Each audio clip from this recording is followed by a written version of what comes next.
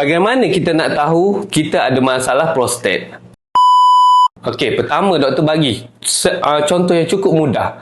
Kalau dulu kita kencing setiap 4 jam. Sekarang ni you kencing setiap 1 jam, and then 1 jam lagi you pergi toilet.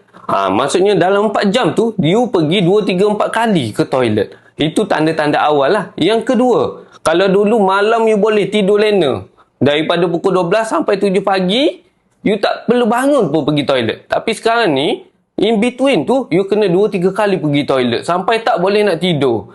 Yang ketiga adalah, bila you, contohlah, you drive kan. You drive, tiba-tiba rasa nak kencing. Terus, kena stop kereta tu, you terus nak pergi ke toilet. Nak kencing sangat. Tak boleh nak tahan.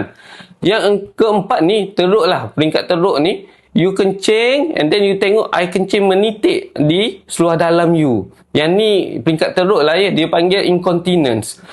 Kalau you ada masalah ni, kemungkinan besar ada masalah prostat.